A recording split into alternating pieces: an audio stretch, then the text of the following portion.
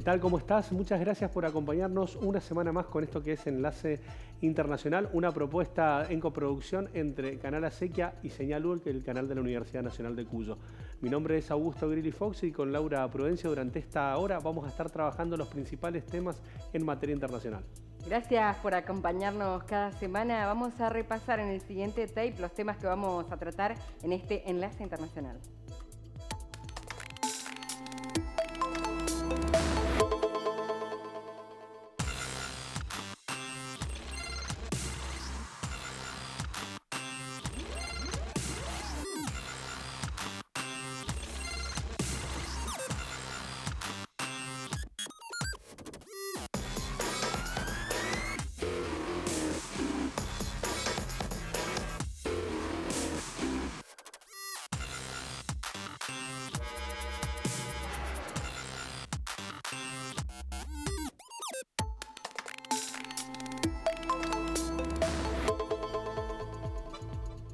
Para arrancar este programa vamos a hacerlo con el tema más doloroso que tenemos en este programa y tiene que ver con la tragedia que se vive en la Franja de Gaza.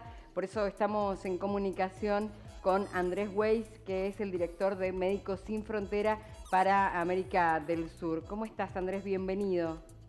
Hola, ¿qué tal? Buen día. Bueno, muchas gracias por estos minutos.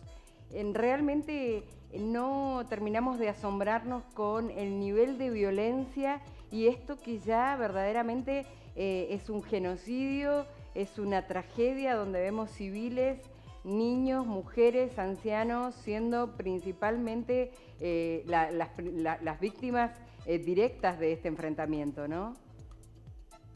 Bueno, sí, lo que se vive es una situación bastante catastrófica, es una escalada de violencia muy acelerada en un lugar, la Franja de Gaza, donde la población es mayoritariamente menor de edad, o sea que en su mayoría son niños los que viven ahí.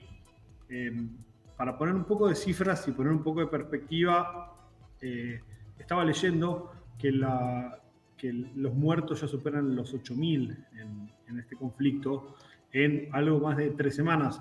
Si lo ponemos en perspectiva, la guerra de Ucrania lleva 2 años, un poco más de 2 años, y tiene 7.000 muertos. O sea, en 3 semanas mataron más personas en la Franja de Gaza y en Israel, o sea, en el conflicto, de toda la que se murió en la guerra de Ucrania. O sea que ese es el nivel de violencia que se está viviendo, esa es la escalada del conflicto entre las partes, y lo cierto es que no hay ningún lugar seguro hoy en día en la Franja de Gaza. Todo es peligroso, todo está siendo bombardeado, todo está siendo atacado, la gente se está desplazando de un lugar a otro como puede, con el terror de quedar atrapado bajo un bombardeo, pero también con el terror de quedarse en las casas sabiendo que eso tampoco es un lugar seguro. Claro.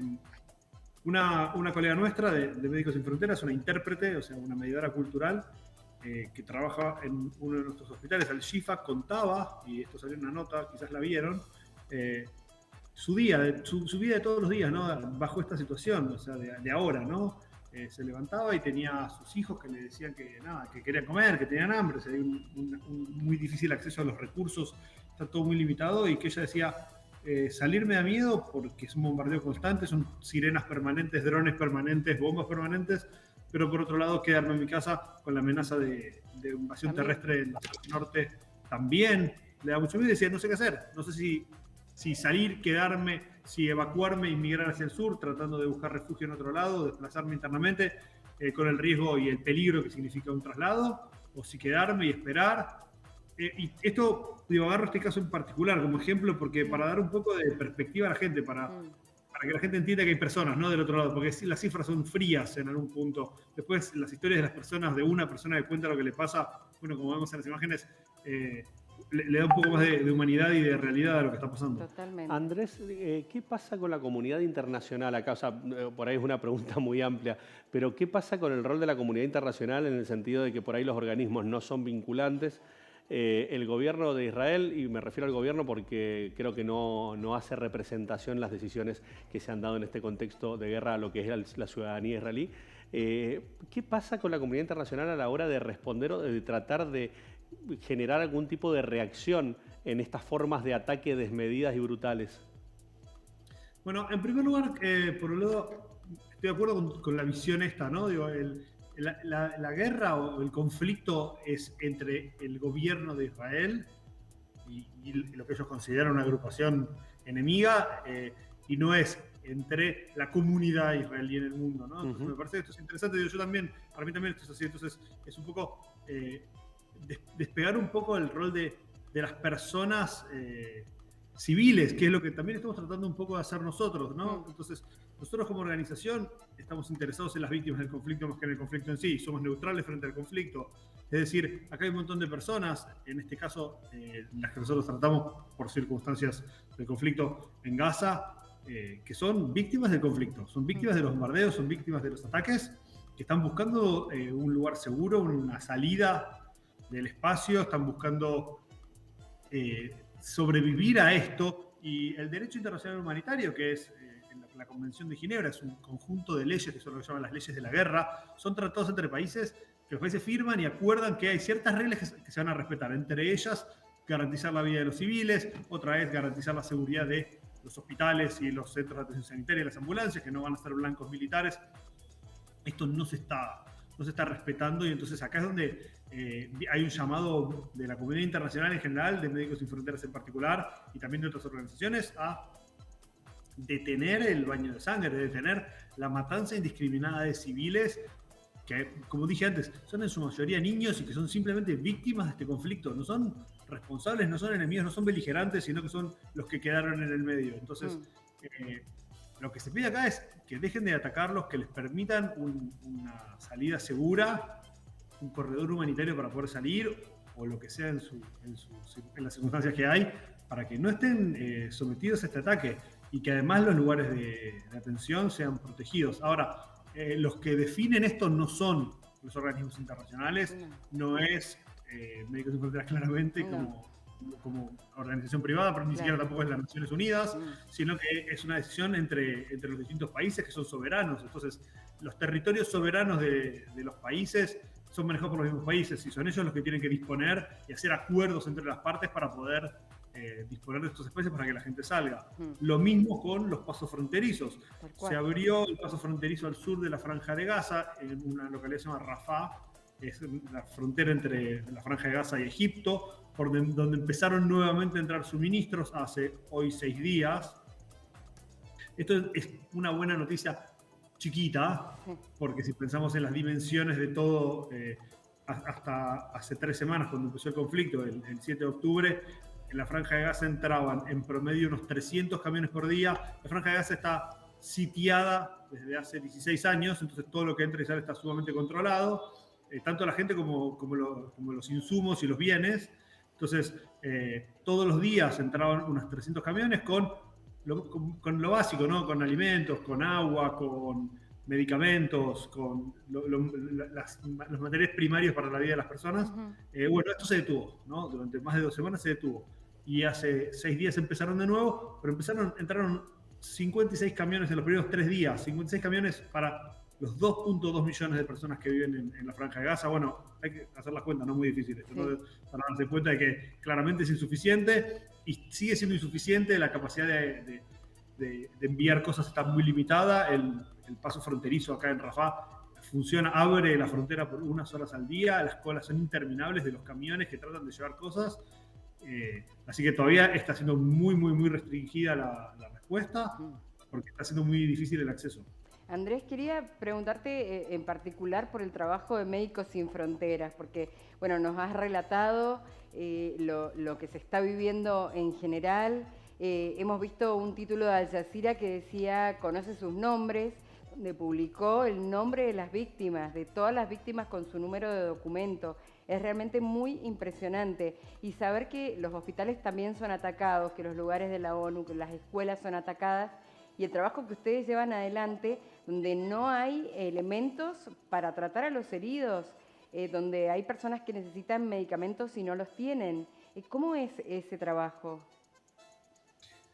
Bueno, a ver, es muy difícil, es una obviedad lo que estoy diciendo, que es muy difícil. También estamos aceptando estándares que son mucho menos de lo que es aceptable, porque es lo que se puede. Se hace lo que se puede con lo que hay. es lo que uno querría, no de ninguna manera. Bueno, obviamente uno no querría el conflicto, pero más allá de eso, digo, uno querría poder trabajar bajo otras circunstancias, uno querría poder garantizar mínimos de cuidado y mínimos de calidad en la respuesta. No necesariamente se puede. El bloqueo hizo que empiece a haber una escasez primero de electricidad, o sea, se cortó la luz, y después empezó a haber escasez de combustible, los generadores de los hospitales empezaron a funcionar al mínimo, empezó a haber una respuesta selectiva, es decir, se empezó a elegir a quién tratar y a quién no, porque es una cosa terrible. Imagínense una situación así de un bombardeo en medio de una guerra, decir a vos te trato, a vos no te trato, es una cosa muy difícil. La elección empezó también a tener que ver con qué disponibilidad de recursos había, porque no todo el mundo tenía las mismas patologías y había lo que había y no había lo que no había, y había que decidir a quién tratar en función de lo que estaba disponible. Una de las cosas que es más difícil conseguir y que no están pudiendo hacer entrar ni siquiera ahora que volvió a abrir la frontera parcialmente, son anestésicos por cuestiones legales y técnicas que tienen que ver con cuestiones de farmacéuticas que ni siquiera yo manejo con mucho detalle, pero digo, está muy difícil el ingreso de anestésicos. La semana pasada circuló un video de un hospital de Médicos Sin Fronteras donde le amputaban un pie a un niño de 9 años con las analgesias que se pueden conseguir en la farmacia. O sea, una cosa terriblemente cruenta. Y eso para poner un poco en dimensión de lo que está pasando y cómo se está respondiendo. Entonces, las condiciones de trabajo son esas. Lo que sí puedo decir es que Médicos Sin Fronteras en ningún momento dejó de funcionar, en ningún momento dejó de operar, en ningún momento dejó de tratar pacientes, siempre obviamente bajo estas circunstancias tan complicadas.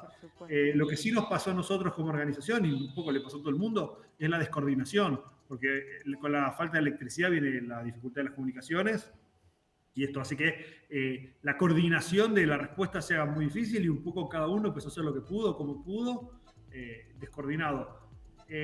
Entonces se responde como se puede. Esto es un pico agudo de la crisis. Entonces ahora es cirugía de guerra, quemados. O sea, cuando hay bombardeos, lo que más se ven son fracturas y quemaduras. ¿Por qué? Por las esquirlas, los pedazos de municiones militares que vuelan por el aire, más los pedazos de infraestructura, de mampostería, edificios, paredes, etcétera, que caen. Entonces hay muchas fracturas, hay muchas quemaduras, hay muchos golpes. Esto es lo primero, es la respuesta aguda de una emergencia de este tipo. Todo lo demás viene después. Pero también, aparte de esto, hay un montón de gente que estaba bajo tratamiento y que ahora está bajo tratamiento bajo el bombardeo. Gente que tiene, no sé, que hace diálisis, gente que tiene diabéticos, presión, sí. Claro, todo esto, y toda esta gente también obviamente queda muy rezagada y muy detenida en sus tratamientos, lo que obviamente es otro tipo de problemas. Bueno, ¿cómo se responde? Bueno, ven las imágenes, imagínense que no es que uno elige cómo responder, uno hace lo que puede con lo que hay, cómo se puede. Andrés, desde tu lugar, tanto como profesional como humano, ¿cuál es el mensaje que transmitís?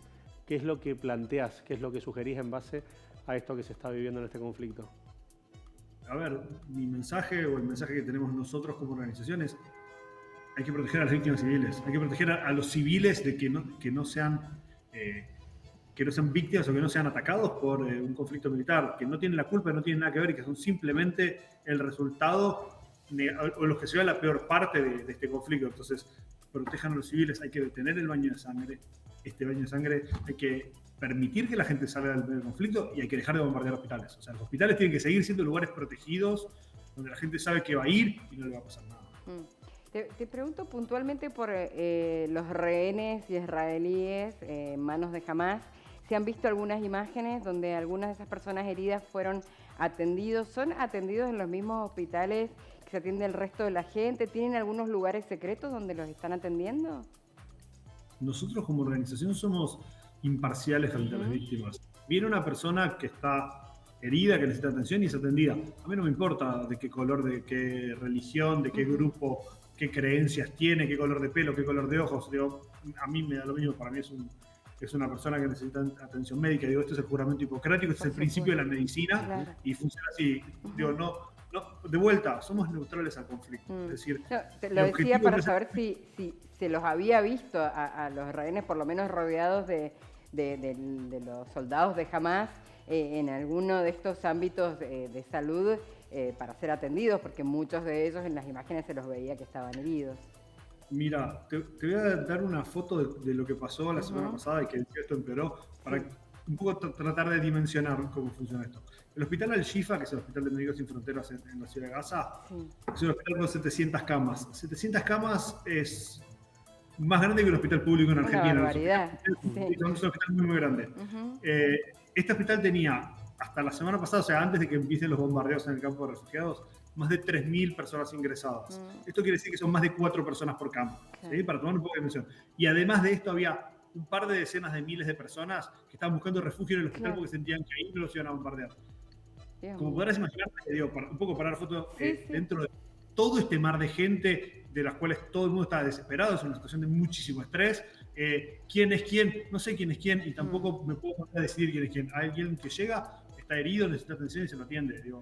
Y así. Y después todo lo demás será responsabilidad de otros organismos y otras entidades que se ocupen del derecho internacional, de los crímenes de guerra o de lo que sea. Nosotros como organización somos una organización médica, respondemos un mandato médico, que lo que hacemos es tratamos personas heridas en situaciones de conflicto principalmente. Todo lo demás nos excede como organización. Andrés, te agradecemos muchísimo el contacto y de verdad para nosotros y para toda la audiencia es muy valioso que te tomes este tiempo y que puedas transmitir una perspectiva y una interpretación tan genuina como la que generas. Bueno, muchas gracias. Lo que les digo es si les interesa lo que hacemos y si quieren saber un poco más y si también quieren colaborar, que por favor visiten nuestra página web que es www.msf de Médicos Sin Fronteras.org.ar. Muchísimas gracias, Andrés. Perfecto. Ahí pueden ver en el Zócalo nuevamente la página para poder generar algún tipo de colaboración y también para poder indagar y profundizar sobre lo que es la gestión y la obra de Médicos Sin Fronteras. Y además de lo que está pasando en la Franja de Gaza, porque hay publicaciones permanentes de lo que está ocurriendo desde la visión, como decía Andrés, de médicos que atienden a todos por igual y donde el drama, sin duda, de todo esto, y lo digo personalmente, me parece que tiene que ver con los civiles, pero específicamente con los niños, las atrocidades que se están cometiendo con menores como no se ha cometido en ninguna otra guerra hasta ahora, por lo menos en la época contemporánea. Él mencionaba Ucrania, la cantidad de muertos que se han producido, lamentable, también la pérdida de vidas, pero bueno, el porcentaje aquí en la Franja de Palestina es prácticamente el 50% de las víctimas son menores de edad y no solo chicos que caminan, bebés también que mueren por los ataques permanentes. Es complejísima la situación de un conflicto que la verdad que nos tiene perplejos en el sentido de la escalada que se ha suscitado y también cuestionando un poco el rol de distintos estados, de distintos organismos en el sentido de no apelar a las partes a priorizar la vida de los civiles. Lo vamos a seguir en lo inmediato y tampoco se avisora en que vaya a ser un conflicto corto, así que vamos a estar trabajándolo con vos y para vos. Vamos a hacer un corte y enseguida venimos con más Enlace Internacional.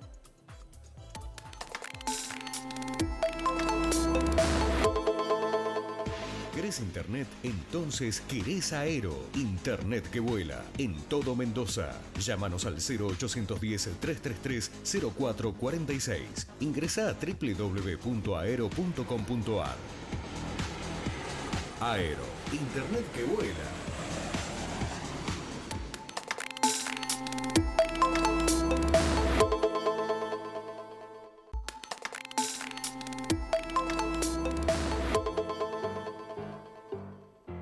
Nuevo bloque en Enlace Internacional. Vamos a viajar a Panamá para ver qué está pasando con las protestas de la población en las calles.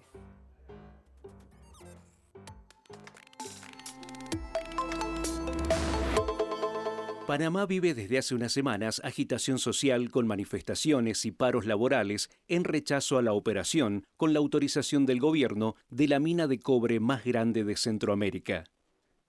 Y es que en menos de 24 horas, el Congreso aprobó una ley que selló el acuerdo firmado entre First Quantum Minerals y el gobierno, ley que fue promulgada inmediatamente por Laurentino Cortizo, el presidente de Panamá.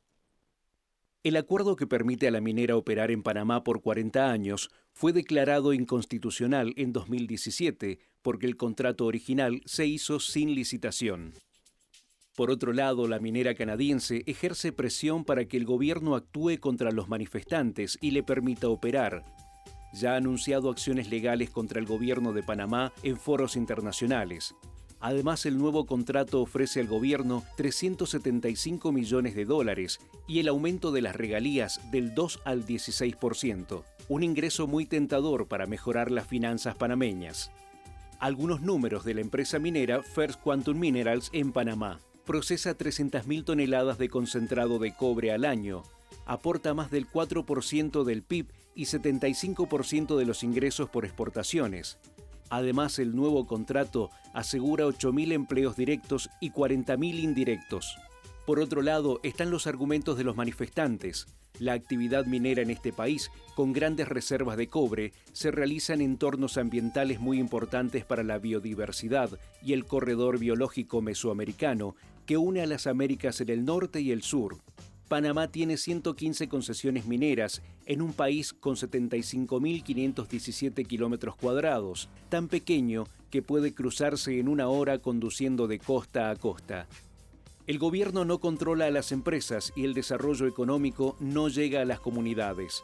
Por el contrario, la comunidad en general denuncia hechos de corrupción con pagos a funcionarios del gobierno para mirar a otro lado.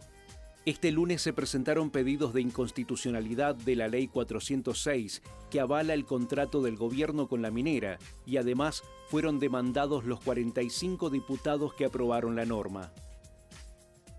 En los últimos días surgió desde la Universidad de Panamá la iniciativa de un referéndum para que la población avale o no el contrato de la minera con el gobierno. El presidente, con ánimo de aplacar las protestas, anunció la realización del referéndum el 17 de diciembre. Pero el Tribunal Electoral de Panamá rechazó la posibilidad de una consulta popular, ya que se encuentra abocado a la organización de las elecciones del 5 de mayo de 2024, con lo que las salidas al conflicto parecen encaminarse a una solución en la justicia.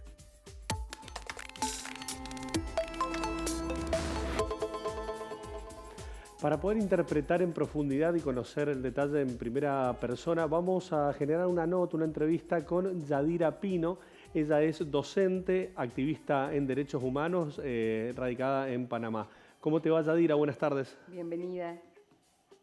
Gracias, buenas tardes, gracias por la invitación. Efectivamente, pues esta nota que ustedes acaban de compartir expresa bastante la parte legal y toda la acción del gobierno. Pero nos encontramos muy preocupadas porque es una situación que tiene al país en una angustia, en una preocupación muy grande, pero hay un cansancio, hay ya un hasteo de la población del tema de los escándalos de corrupción, y esto ha llevado a la población precisamente a eso, a estar en las calles de manera indefinida, precisamente porque el Estado de Derecho que creíamos tener, ya no se soporta más, porque en realidad no es un Estado de Derecho. Yadira, lo que tiene que ver con la historia de esto, porque bueno, nos enteramos ahora por las noticias que hay protestas hace poco más de una semana, como decíamos, pero este problema de la gente protestando y quejándose contra la minería y con respuestas mentirosas, si se quiere, de los distintos gobiernos que han seguido adelante a pesar de eso históricamente. Varias administraciones desde la década del 90 hasta la fecha vinieron permitiendo, siendo la representación del Estado, permitieron que estas empresas pudieran funcionar de manera ilegal. Entonces, mucha de esta información se mantuvo hasta un buen tiempo prácticamente sin dar a conocer por parte de la población, hasta que por fin esto se difunde, se comparte masivamente, incluso hay algo inédito. Aparte de las imágenes que se observan de una represión que es una represión brutal, sobre todo en áreas como la capital, en el área céntrica, el área de Veraguas, que es donde nos encontramos nosotros, hay un uso excesivo de la fuerza de las unidades antidisturbios o antimotines. El país ha invertido desde el 2019, esta actual administración del señor Cortizo ha invertido más de 15 millones de dólares en compra de estas municiones, de estos accesorios o insumos para reprimir al pueblo, tantos millones que pudieran haber sido utilizados para tantos problemas que hay en el país. Entonces, eso de que tenemos un canal y que, tenemos una de las maravillas del mundo y todo lo demás, realmente no se refleja en la condición social de la población, y por eso es que la población está en las calles, además de defender el ambiente, además de defender este derecho, es como un derecho inalienable, ¿no? Un derecho irrenunciable, razón por la cual desde el momento en que el presidente anuncia pues, esta consulta popular, nadie creyó en esto y se rechazó de inmediato porque ya pues, la consulta popular está en las calles. Ya el pueblo dijo no a la minería, no se quiere ningún tipo de, digamos, actividad extractivista en nuestro país, porque jugamos un papel muy importante, sí, en el corredor biológico mesoamericano, porque efectivamente tenemos una gran cantidad de cuencas hídricas, más la del canal principalmente, pues que alimenta, que tiene una gran responsabilidad. Entonces, hay un nivel de cansancio, de hasteo de la población por el manejo que han venido dando las distintas administraciones de gobierno y que han hecho pues negocio con, digamos que las condiciones más sensitivas de nuestro país. En este caso, pues, las hidroeléctricas, los proyectos mineros. Entonces, ya no hay que esperar ni creer que realmente no va a haber un impacto negativo en la población y para el futuro. Y por eso es que el rechazo de jóvenes es increíble, es inédito realmente la cantidad de jóvenes que hay en las calles, que se ha abocado desde su propia originalidad de cómo ellos pueden hacer sus protestas, haciendo sus propias pancartas, con su música, bueno, concentrarse entre ellos mismos y hablar. Es decir, la juventud ha tomado un nivel de conciencia en torno a esta lucha. Ya no es una lucha propiamente o solamente de las comunidades campesinas y de los hermanos indígenas, sino una lucha donde la misma clase media profesional ha entrado ya a ser parte de esta lucha. Por eso vemos, por ejemplo, lugares en la ciudad capital como Vía España, como la Cinta Costera, esas áreas, Vía Israel, áreas que son bancarias, áreas donde pues hay una población, sí, correcto, que está en las calles. O sea, un rechazo al sistema, a la forma de administración pública. Entonces, es algo, digamos que mucho más amplio, mucho más integral, esta lucha que en estos momentos se determina y que exige una derogatoria de la ley 406. Pero aparte de eso, pues definir que realmente en nuestro país no se desarrolle nunca más la minería y entonces ahí ser vigilantes de un ambiente sano para la población. Yadira, en relación a esta situación que se vive en materia social en Panamá, uno puede interpretar que el reclamo minero es la gota que rebalsa el vaso y estamos en vías a lo que puede llegar a representar un estallido social. ¿A qué me refiero con estallido social? Un reclamo estructural en materia previsional, en materia de salud, en materia de trabajo, de educación. Sí, efectivamente, porque este estallido que se ha dado ahora viene seguido del 2022. Hubo casi más de un mes en las calles, también cierres en muchos lugares. La ciudad capital no había jugado el papel que está jugando justo ahora. Ha sido muy determinante esta salida a las calles de la población del área metropolitana. El 2022 está recién de lo que vivimos, una secuela muy grave de personas heridas. Es increíble la cantidad de personas heridas, las detenciones ilegales que se están dando. Entonces, todo eso abona al descontento que se venía, porque se ha ido deteriorando la situación social en Panamá, muy a pesar del Producto Interno Bruto que se refleja a nivel internacional, que es muy bueno en comparación con otros países, no solo de América Latina, sino incluso fuera de la región americana. Pero tenemos una situación con los servicios públicos muy paupérrima. Es decir, esta salida a las calles de la población, las manifestaciones, es un constante, diario, reclamando las condiciones por el servicio eléctrico, el servicio de agua potable, las telecomunicaciones, el servicio de las vías, de las vías de comunicación. Entonces, por supuesto, el servicio de salud que se ha ido deteriorando, sobre todo después de la última reforma a la seguridad social, que fue en el 2007-2008, y que nos impuso pues un programa de pensiones individual que pues acaba con la solidaridad, y que esto ya realmente no hay respuesta, pues ha venido matando la seguridad social. Entonces hay una población que ni en el sistema de salud del Estado, ni en el sistema pues de seguridad donde los trabajadores pagamos, hay respuesta. Entonces ese acumulado precisamente se está expresando hoy en las calles, y un rechazo rotundo a quienes han desde la Asamblea Nacional, o como bueno ustedes señalaron, sí, es como si fuera un congreso, allí pues hay un rechazo total a las figuras que aprobaron este proyecto, un rechazo total al mismo gobierno, a la alianza de gobierno, Y esto pues es un mensaje a quienes pretenden en el 2024, fíjese, estamos a menos de 5 meses de la realización de unas elecciones, va a ser muy determinante el disgusto y el rechazo de la población hacia la figura de quienes en estos momentos administran el Estado, ya sea desde el legislativo, desde el ejecutivo y por supuesto desde el judicial, porque hace mucho tiempo, muchos años venimos resintiendo la indefensión total por una corte que, como se colocan allí magistrados, cada gobierno pone sus magistrados por 8 o 10 años. Entonces esta es una situación que ha determinado pues la actitud que ha tenido el Ejecutivo y el Legislativo. Digamos que se amparan las espaldas entre sí, aun cuando la Constitución los llama a que uno tiene que vigilar el trabajo del otro y sancionar en caso debido, no se está haciendo. Entonces estamos en una total indefensión, un Estado de Derecho prácticamente fallido. Entonces estamos en un tiempo como en la década finales del 80, como antes de la invasión. Entonces es un momento muy determinante. A partir del 87 ya hubo una manifestación mucho más, digamos, fluida en las calles, mucho más consecuente, mucho más permanente. Y de allí nos enfrentamos a una invasión pues, con los Estados Unidos para imponer una supuesta democracia. Bueno, ese Estado de Derecho, esa supuesta democracia que se instala en el 1990, después de la invasión, forzando esto, está fallido.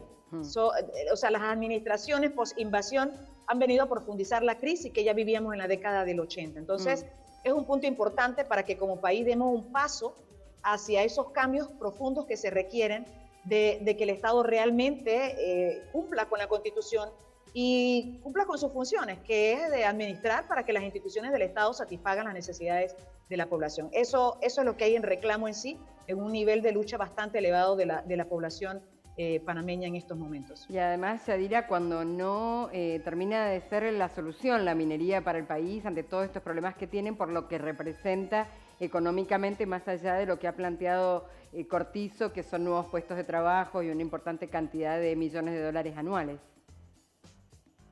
Sí, un nivel de desempleo que ha aumentado en esta administración y sobre todo con lo que fue la pandemia, donde desaparecen pequeñas y medianas empresas y no ha habido una sola política pública del actual gobierno para generar esas oportunidades a estas pequeñas y medianas empresas que realmente son las generadoras de empleo. Entonces se ha querido sustentar que la minería en Panamá es la que va a venir a resolver esto en detrimento de nuestro propio ambiente, cuando realmente nosotros tenemos más de un 25% de suelos que deben ser destinados exclusivamente a actividades agropecuarias y casi un 75% de estos suelos en actividades agroforestales, es decir, para llegar a una seguridad alimentaria, para llegar a una soberanía alimentaria. Es decir, que con esto, hacia esas actividades, hacia donde tiene que destinarse, pero no hay las políticas que han venido desde la posinvasión implementando los distintos gobiernos han sido hacia el avance de las importaciones en detrimento de los productores nacionales, y eso nos ha hecho un grave daño y nos han hecho mucho más dependientes de programas asistenciales, y por supuesto que esto ha profundizado la crisis del desempleo, la crisis de la pobreza y extrema pobreza en nuestro país. Entonces la minería no va a venir a resolver esto, y pues no solamente porque va a deteriorar nuestro ambiente y el tema de la salud, ¿no?, sino también por el daño que va a causar a nivel de la región de América, sobre todo América Central, que es la conexión más directa por el corredor biológico mesoamericano. Entonces, hay otras actividades económicas que precisamente pueden ser un gran, digamos, una gran inyección para que la economía panameña pueda revitalizarse, pueda recuperarse y de esa manera crear fuentes de empleo. Pero estos gobiernos, digamos que bastante parasitistas en el pensamiento de la administración pública, porque no quieren pensar, no quieren crear o innovar en la forma en cómo el Estado puede nuevamente ejercer una función de generar esos espacios de inversión, de generar esos espacios de producción que le permitan al Estado pues tener un ingreso más que el que hasta ahora se ha tenido, que ha sido simplemente rentista. Entonces estamos llegando a esa finalización de esta forma de administrar el Estado y que requiere entonces de que realmente podamos construir un Estado de derecho. Y fíjese lo que decimos, un Estado de derecho, no estamos hablando pues de otros sistemas que a veces se hablan en nuestro país. Un Estado de derecho donde los derechos humanos se respeten y donde el Estado funcione, porque el Estado es funcional, pero se requiere que esto favorezca lo que está por constitución, lo que está, las funciones definidas en cada órgano de gobierno del Estado, y dejar de favorecer las transnacionales, porque eso es lo que ha sucedido. Panamá se ha convertido en uno de los países que más ha favorecido pues, en Centroamérica estas transnacionales que nos han venido a ahogar y nos tienen en este estallido social de este momento. Muchísimas Yadira, gracias. muchísimas Yadira. gracias. Muchas gracias por el contacto. A la brevedad vamos a estar en contacto nuevamente para poder actualizarlo. Gracias a ustedes. Muy amable. Hablábamos con Yadira Pino, activista en derechos humanos, docente, bueno, que nos dio una perspectiva sobre la realidad político-social que se está viviendo en Panamá, pero ella justamente hacía referencia a la situación en materia de ambiente. Y para esto tenemos una vez más a nuestro amigo, podemos decir, Manuel Verdaguer, licenciado en Gestión Ambiental, para poder trabajar y ver cómo repercute esto y de qué se trata. ¿Cómo te va, Manuel? Buenas tardes. ¿Qué tal, Augusto? ¿Cómo ¿Qué tal, estás? Laura? ¿Cómo estás? Bienvenido. Bueno, muchas gracias. Bueno, respecto al impacto que produce, primero tenemos que tener en cuenta las licencias sociales y la licencia ambiental. La licencia social no la estaría supliendo hoy en día porque la misma comunidad no quiere y ha salido a manifestarse, ¿sí? Pero bueno, vamos a ver ahora unos videos en los cuales nos van a ir mostrando las etapas de todo lo que es la producción respecto a la minería. Bueno, ahí estamos viendo todo el impacto social que ha producido, una conmoción en toda la comunidad, y vamos a ver ahora cómo se extrae todo el material, toda la roca, ¿sí? Ese es un proyecto minero de cobre en el cual pueden ver la dimensión de los camiones, pueden ver cómo se saca esa piedra, que digamos esa roca, denominado roca, en verdad no piedra, se lleva por cinta, se va triturando y luego pasa por esos tornos que le genera un menor tamaño. Así hay que entender que el producto no se encuentra en su totalidad concentrado, sino que está diluido en distintos puntos de la roca. Por eso ahora hemos traído unos muestrarios que vamos a agradecerle al Tommy que me prestó estas muestras. Yo en las te cuales se veía puede con ver, piedras en la mano, dije, claro, ¿qué pasó acá? Bueno, acá podemos ver la concentración, ¿sí?, de cobre en esta parte de esta roca es también. lo verde. Es lo verde, verdoso. es lo verde. Y podemos ver en las otras partes que encontramos otros productos que van asociados, que ahora para interpretarlo podemos ver otro video en el cual se trabaja con ácido sulfúrico, en el cual por un tema de flotación empiezan a separar esos productos, ¿sí? Y el cobre, por una cuestión de peso, se termina quedando en el fondo. Esa asociación se hace con agua, por eso siempre es la queja del consumo de agua. Y la preocupación incluso por el agua del Canal de Panamá. Claro, ahora seguido a este proceso vamos a ver el problema. ¿Por qué? Porque se hace una pasta, luego todo el resto de minerales va a tener otro tratamiento y ese tratamiento queda en un dique de cola en el cual puede generar una rotura. Hoy en día con el cambio climático puede rebalsar ese dique de cola, que digamos con todo ese ácido restante, y puede caer en cualquier canal. Y ahora estamos viendo todo lo que es el proceso de fundición de toda esa pasta. Se lleva a una fundición, se trabaja por cátodos y ánodos, en lo cual se hace todo un laminado, y el producto final que va a elevar una máquina, que es esa, se puede ver que de ambos lados está toda esa lámina de cobre, la cual se separa, y ahí estamos viendo cómo queda la lámina terminada. La realidad es que este proyecto es el más grande, como decían, de Centroamérica, pero hay en el núcleo 130 proyectos más de extracción de cobre. ¿Por qué? Porque esa empresa que veíamos que hace la fundición tiene que ser rentable la actividad para que puedan instalarse en un lugar. Entonces, si ya quieren instalar la planta de fundición es porque han visto mucho desarrollo en otras partes. Lo que pasa es que, de acuerdo a la ley que aprobaron, y es lo que comienzan las protestas, no se les pide impacto ambiental, por ejemplo.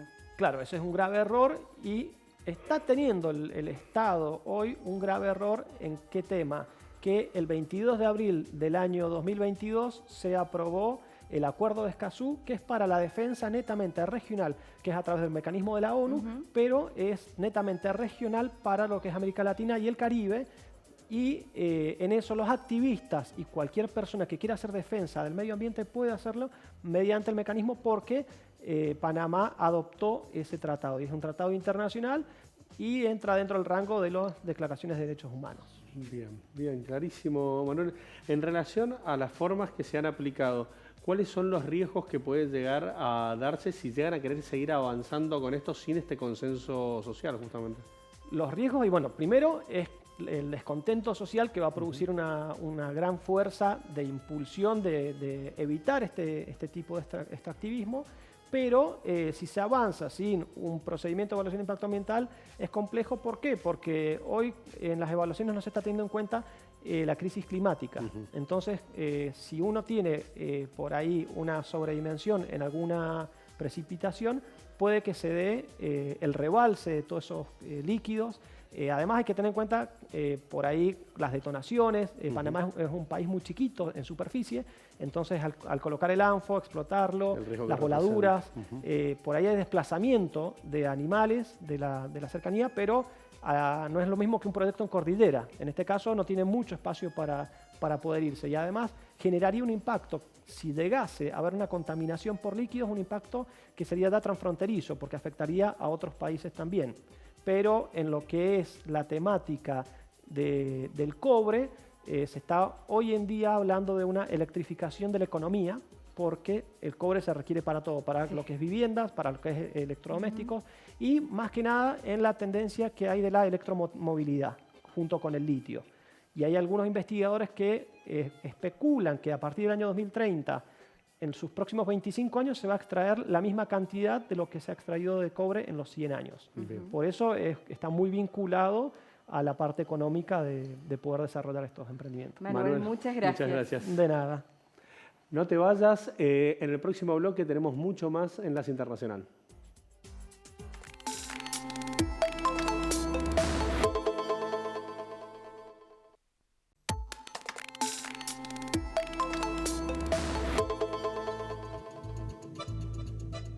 Continuamos con Enlace Internacional. Como te habíamos comentado, queremos trabajar en profundidad la situación que se ha dado en Venezuela. Mucho se habló en su momento en relación a avances de diálogo entre oposición y oficialismo, la intervención del Reino de Noruega como mediador, pero esto ha quedado medio en un limbo en relación al proceso electoral que se llevó de primarias en Venezuela, donde los resultados hace muy poco tiempo han sido rechazados por el gobierno de Nicolás Maduro. Como todas las semanas, estamos en contacto con Ana Vanessa Cárdenas, politóloga, internacionalista, justamente para poder analizar en profundidad qué es lo que representa este proceso electoral que se ha llevado, que ahora está en discusión. ¿Cómo te va, Ana Vanessa? Buenas tardes. ¿Qué tal? Muy buenas tardes, Laura, Augusto y a todos los que nos acompañan. Hola, Ana Vanessa, ¿cómo estás? Bienvenida. Bueno, preguntarte en primera instancia, ¿qué pasó? Porque sabíamos hasta ahora que se había producido estas primarias de la oposición, había una indiscutida ganadora con más del 90% de los votos, con una participación realmente histórica en estos comicios, estas internas, y ahora una nueva decisión del gobierno de Venezuela en contra. Así es, bueno, pues es algo que finalmente no sorprende ya en cualquier acuerdo que se ha establecido con el gobierno venezolano para garantizar elecciones limpias, transparentes, con los candidatos de la oposición habilitados para ser votados, pues se ha notado una constante o de no dar las garantías o de incumplir con estos acuerdos. Barbados sembró una esperanza, como lo hemos ya platicado en este espacio, porque Estados Unidos había ya levantado algunas sanciones respecto al crudo, al petróleo venezolano, y que bueno, a pesar de esto hubo un desplome de la economía venezolana en los últimos días, pero bueno, pues a pesar de que esto ya se había echado a andar, este levantamiento de sanciones, pues no gustaron al gobierno venezolano las elecciones de la plataforma unitaria, estas primarias, donde Corina Machado, que era la gran incógnita y que de alguna manera iba a servir como termómetro para ver qué tanta disposición había del gobierno venezolano, y gana con más del 90% de los votos, la indiscutible figura a disputar la presidencia en las elecciones del 2024 con Nicolás Maduro. Así que bueno, pues el chavismo echa a andar todo el poder que tiene sobre el Tribunal Supremo de Justicia para suspender, hay que decirlo, no sabemos si esto va a inhabilitar, pero por lo pronto están suspendidas las elecciones primarias, sus resultados y todos los efectos que se desprenden de ellas. De alguna manera Estados Unidos también ha dicho que no va a suspender o no va a volver a echar a andar las sanciones que ya había levantado al gobierno venezolano, de tal manera que se dé cuenta de que cuando actúa por la vía democrática y de la transparencia obtiene beneficios, y para seguir tratando de negociar que las elecciones en el último trimestre del 24 pues se lleven a cabo de la manera más adecuada y más democrática posible. Vanessa, ¿cuáles pueden ser las consecuencias para el gobierno de Maduro por estas decisiones, por estas medidas en relación a lo que queda de este año y al proceso electoral propiamente que vendría el año que viene, dado que de no permitir la presencia de organismos internacionales, nuevamente serían rechazadas por la comunidad internacional dicho proceso electoral? Claro, sí, mira, pues de manera inmediata, pues va a ser este tema de presión para volver a imponer las sanciones, que no va a ser en el corto plazo, pero si continúa con este camino de negación de lo que ocurrió, pues será muy probable que se vuelvan a imponer algunas sanciones o algunas nuevas sobre la economía venezolana. Y de lo contrario, bueno, pues volveremos a vivir un proceso en el que se desconoce la elección de Nicolás Maduro en caso de que se realizara, ¿no? Porque tampoco podemos asegurar que se pueda realizar, que haya el ambiente para realizarse en el 2024 estas elecciones y de que el gobierno colabore. Entonces podríamos ver que o no se realizan o que se realizan y hay un desconocimiento de la comunidad internacional nuevamente del gobierno y de la presidencia legítima de Nicolás Maduro. La instancia por ahora es la revisión de lo que fue este proceso electoral, viendo prácticamente nombre por nombre quienes votaron con su número de documento, a ver si coincide, para ver si desde el primer momento del llamamiento hasta efectivamente el día de las elecciones se cometió algún ilícito. Así es, ¿no? Lo que en algún momento en México se llamaba la revisión voto por voto, para poder pues sancionar e inhabilitar el proceso. Y por otro lado, bueno, pues también este proceso que se está llevando a cabo de la Comisión Nacional de Primarias, en donde la han acusado de que hay una usurpación de funciones y de que se aleja del proceso legal constitucional establecido. Entonces, pues son algunos de los elementos que se están evaluando, pero que difícilmente pues vamos a ver que sea un proceso que llegue a buen puerto por toda la influencia que tiene del gobierno chavista.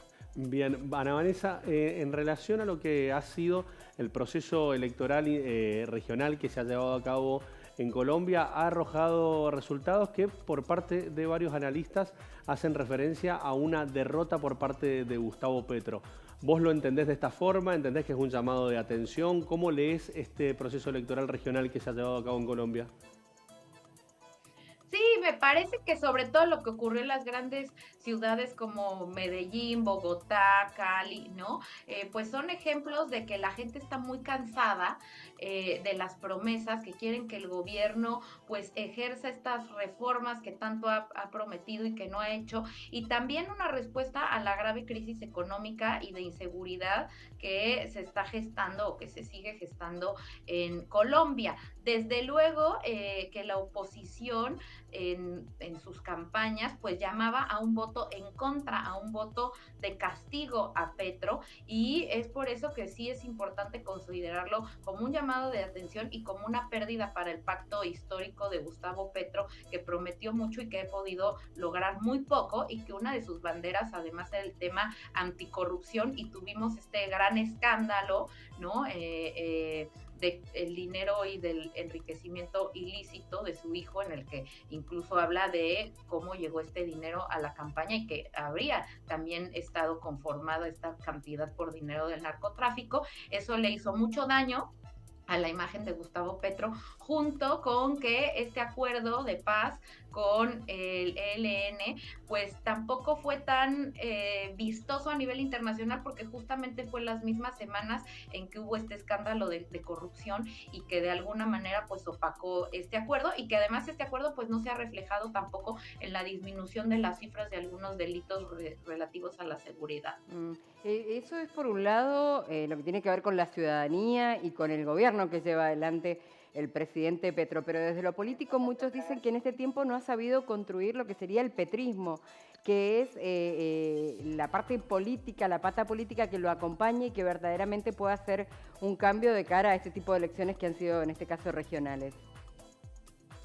Claro, eso es muy importante también, Laura, porque ha tenido pues cambios de gabinete constantes, ¿no? Y por otro lado, pues no ha sabido tampoco fortalecer esta imagen de una izquierda progresista que realmente pueda ejecutar el programa reformista que prometió, y eso se debe a la falta de consensos y de construcción, como dices, de enlaces y alianzas políticas. Entonces, sí ha sido un gobierno prácticamente paralizado, poco vistoso, y que aquellos indicadores que a la población le importan más, pues se han venido abajo. Y tan es así que, por ejemplo, en Bogotá, pues el pacto histórico ni siquiera es que haya quedado en segundo lugar, ¿no? Se fue hasta el tercero, y tenemos emergencias de candidatos outsiders, como lo es este economista, ¿no? Que surgió también ahí en estos últimos momentos, el candidato Oviedo, y que le ganó gran parte de los votos al pacto histórico de Gustavo Petro,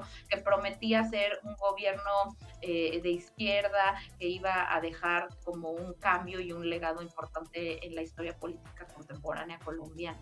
Vanessa, en relación a la figura de Francia Márquez, por ahí ha quedado un poco deslucida en relación a la expectativa que generó cuando se ganaron las elecciones. Sí, me parece que este ha sido un problema constante en varios candidatos colombianos, ¿no? Que de pronto surgen con mucha fuerza y que van de alguna manera perdiendo y desgastándose en el camino, ¿no? A Gustavo Petro pues le pasó ya estando en la presidencia ese desgaste y esta falta de lucimiento, y que tiene también mucho que ver con lo que comentaba Laura, ¿no? La falta de acuerdos y de gestión política que se tienen que hacer con otras fracciones para realmente tener esta fuerza y tener pues en un escenario prospectivo que, como decías, en el caso de Francia Márquez era muy, muy prometedor, y realmente pues no logró enganchar a un sector importante. Bien. Ana, Vanessa, te agradecemos como siempre por acompañarnos cada semana con ese análisis tan profundo y tan interesante. Un gusto como siempre, un abrazo para todos. Muchísimas gracias. Hablábamos con Ana Vanessa Cárdenas, bueno, haciendo un repaso de lo que nos había dejado este proceso electoral regional en Colombia y la situación en la que se encuentra hoy por hoy en este proceso de primarias que ha tenido Venezuela, ¿no? Sí, y lo que va a pasar, hay que ver ahora que definitivamente decide la justicia después de este tiempo de revisión, si se quiere. Bueno, programa interesante el de hoy. Total, te esperamos la semana que viene. Muchísimas gracias por acompañarnos desde Canal Sama San Juan, desde Construir TV, desde Señal U y desde Canal Acequia. Hasta la semana que viene. Chao, gracias.